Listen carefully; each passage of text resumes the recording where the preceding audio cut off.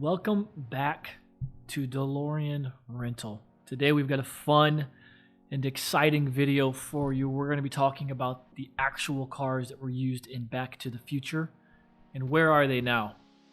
First off, no, your neighbor probably does not have one of these cars. I've heard it over and over again. I know a guy who knows a guy. His DeLorean was used in the movie. No, it probably was not. As it sits right now, there were 6 DeLorean chassis used in the filming of all 3 Back to the Futures and 1 fiberglass car that was obviously used for the flying scenes. So let's jump right in today to the video. We're going to talk first about the A car.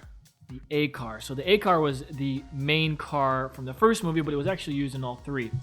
So again, this was the main car that was used most throughout the film. Universal Studios kept that A car around at their Hollywood location on the back lot for quite a long time, back in the 90s. And the better part of the 2000s, if you've ever done the tour at Universal Studios, you would have seen that A car back there on the lot. And unfortunately, it was in such disrepair. People were going and taking parts off of it. There were birds and animals and made nests in it. And like I said, unfortunately, it was in such disrepair that somebody decided, hey, we need to do something about that. So thankfully in 2011, writer-producer of Back to the Future Bob Gale recruited a team led up by Joel Walzer to restore the car to museum quality. There's actually a video out there on that called Out of Time, Restoring the Time Machine. We'll link to that in the description down below. You've got to watch it if you've not. So that car was restored. It's currently sitting in the Peterson Museum in Los Angeles. You've got to go take a look at that. It's an unbelievable sight to see. You can get up right up close and personal with the car. Moving along to the B car, or the wreckage car. This car has a pretty interesting backstory. At the end of Back to the Future, remember, the car got absolutely destroyed by the train. And then Marty McFly says, "Oh, Doc, it's destroyed." So that car was actually put back together by Jay Orberg. He was contracted by Universal Studios to do the Back to the Future tour and to promote the sequels of the ride. Orberg built several DeLoreans for the time machines, and he used the B wreckage to build his fleet of cars. So a lot of the parts off of this B wreckage car were actually used for those cars that he had done. But this actual car, the body panels were put back together and sold to Planet Hollywood, where also one of the Part 3 hood boxes was mounted as a dressing on the car. That car hung in the ceiling of Planet Hollywood, Hawaii, until it closed in 2010. After that, many believe the car was sold, put in storage, or outright demolished. I am proud to say in 2018, I contacted Planet Hollywood. We had a couple weeks going back and forth because I really wanted to find the car, or at least find out what happened to the car. Thankfully, at the end of it, they were able to find the car. Now, I certainly wanted to know what was going to become of the car, if they were going to sell it, if they were going to put it back out for people to see, and it worked. In 2019, the car was put up for auction and it sold to a very big Back to the Future collector, which we are proud to call friends, Bill and Patrick Shea. So the car is now on display at their ever-growing Back to the Future garage, which they share with fans from all over the world in Massachusetts. I'm going to link in the description below their Back to the Future museum. There's nothing like it in the world. They have a ton of screen-used memorabilia. You got to go take a look at it. Let's keep moving to the C car. The C car was a cutaway car. It was used for the close-up shots inside the car. Sadly, this car was left to rot away at Universal Studios after they were done with it. Amazingly enough, in the early 2000s, a lot of the parts that were left over from this car were put on a DeLorean that was modified by Tom Tallmans for Universal Studios Japan. Universal Japan has since sold that car to a private company in Japan, which now displays the car at their entryway of the company. We'll talk about that a little bit later. Let's move on to the next car, the fiberglass car. This car was built actually for several of the scenes where the car was flying.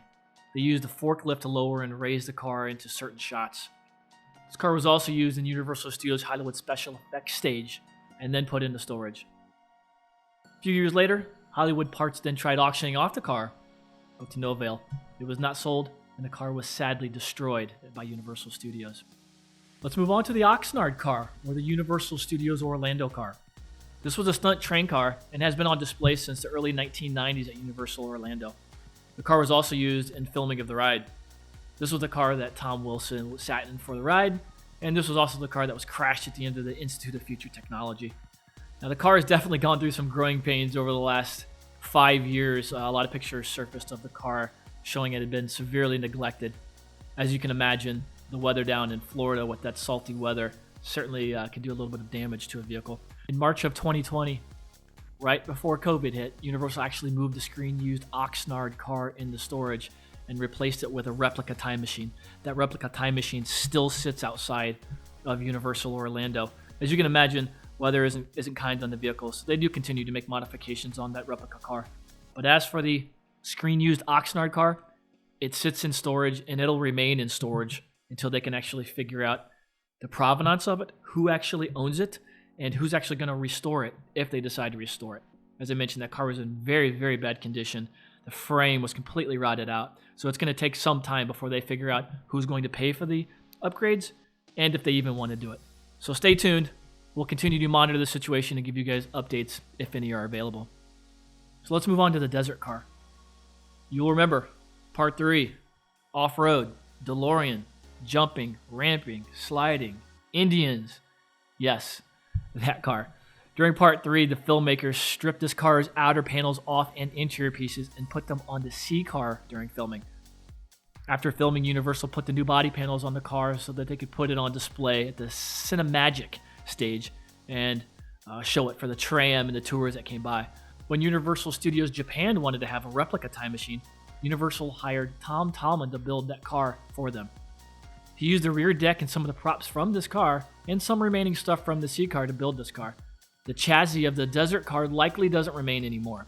These parts in the Japan car is how the off-roader number 1 and the C car live today. This car was sold by Universal Japan and is now on display at a company in Japan. If I get any further updates on what company that is and any pictures of it on display, we'll be sure to pass those along accordingly. As for the desert car number 2, you might remember this car. Marty blasts back to 1885 and runs into Indians and the cavalry chasing them. Don't forget those white wall tires, right?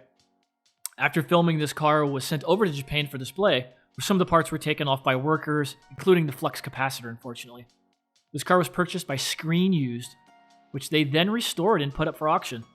Wouldn't you know it, our good friend Bill and Patrick Shea ended up buying it. The only Screen Used DeLorean in public hands. This was in 2011 and they've had it ever since. One thing that was missing though, the original hood box. You might remember me talking about the B car that was sat at Planet Hollywood. That B car ended up having that original hood box. And thankfully when they purchased the desert car, that hood box came with it. Well folks, there you have it. Those are the 6 DeLorean chassis and 1 fiberglass car that were all used in the Back to the Future trilogy. As always, hit that subscribe button, hit the bell for notifications, and we'll have more videos for you. Have a great day, and we'll see you in the future.